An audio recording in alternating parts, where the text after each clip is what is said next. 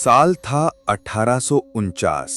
एक ऐसा साल जब हमारे देश से एक ऐसी चीज हमेशा के लिए चली गई जो सिर्फ एक पत्थर नहीं बल्कि हमारे आत्मसम्मान का प्रतीक थी। जी हां, हम बात कर रहे हैं कोहिनूर की। लेकिन क्या आप जानते हैं, यह सिर्फ एक हीरा नहीं था बल्कि उस लूट की शुरुआत थी जो आने वाले 100 सालों तक चलती रही। एक एक कर हमारी सबसे कीमती चीजें, सोना, मूर्तियां, किताबें, ज्ञान और इतिहास, सब कुछ हमसे छीन लिया गया और आज वो सब किसी और के म्यूजियम की शोभा बने बैठे हैं। भारत का खजाना सिर्फ सोने चांदी तक सीमित नहीं था। यहाँ की कला, वास्तुकला, हस्तशिल्प, औषधीय ज्ञान और शिक्षा भी पूरे विश्व के लिए अनमोल थी। विदेशी व्यापारी भारत से मसाले, रेशम और हीरे ले जाते थे, लेकिन 18वीं सदी में भारत में सिर्फ व्यापार करने आई ईस्ट इंडिया कंपनी धीरे धीरे भारत पर राज करने लगी और फिर शुरू हुआ एक ऐसा सिलसिला जिसमें हमारी सबसे अनमोल चीजें एक एक कर लूटी जाने लगीं। कोहिनूर हीरा, जो अब ब्रिटिश ताज में जड़ा है, कभी महाराजा रणजीत सिंह की संपत्ति हुआ करता था। 1849 में पंजाब के विलय के बाद 10 साल के दलीप सिंह से यह हीरा छीन लिया गया और जबरन ब्रिटेन ले जाया गया। लेकिन यह सिर्फ एक प्रतीक है उस बहुत बड़ी लूट का जिसमें हमारी हजारों अमूल्य चीजें छीन ली गईं। ब्रिटिश अधिकारियों और आर्मी जनरल्स ने कई मंदिरों में तोड़फोड़ की। श्रीरंगम मंदिर, मदुरई, सोमनाथ, इन जैसे पवित्र स्थलों से सोने की मूर्तियां, रत्नों से जड़े पात्र और मंदिर के स्तंभों की कलाकृतियां उठाकर ले जाई गईं।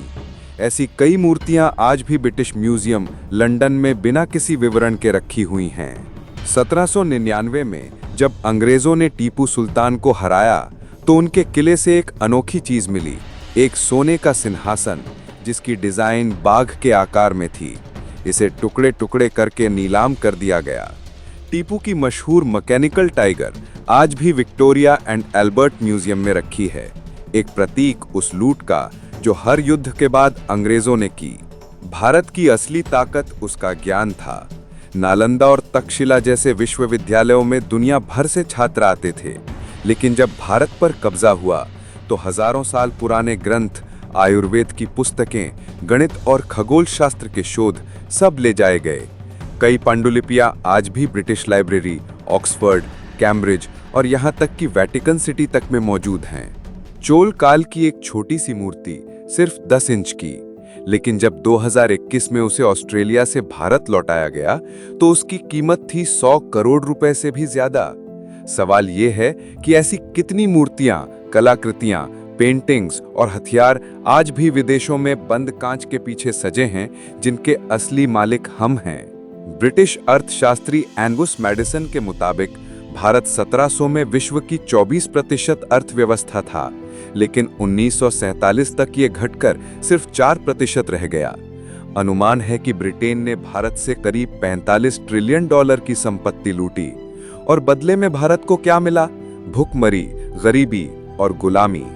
ब्रिटिश म्यूजियम में 70,000 से ज्यादा चीजें ऐसी हैं जो भारत, चीन और अफ्रीका से ली गई हैं। सिर्फ भारत से जुड़ी हजारों मूर्तियां, तलवारें, वस्त्र, संगीत वाद्य यंत्र और धार्मिक प्रतीक आज भी वहां प्रदर्शित हैं, लेकिन भारत को वापस नहीं लौटाए गए।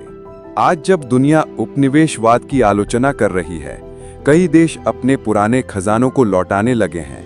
भारत को भी अपनी मांग और तेज करनी चाहिए। ये चीजें सिर्फ वस्तुएं नहीं, हमारी संस्कृति, हमारी पहचान और हमारी आत्मा हैं। तो अगली बार जब आप किसी विदेशी म्यूजियम में जाएं और कोई खूबसूरत मूर्ति, शस्त्र या पांडुलिपि देखें तो एक बार सोचना, क्या ये किसी राजा के महल से, किसी मंदिर के गर्भगृह से या किसी स्कूल की लाइब्रेरी से ली गई चीज तो नहीं? और क्या अब वक्त नहीं आ गया कि हम ये सब वापस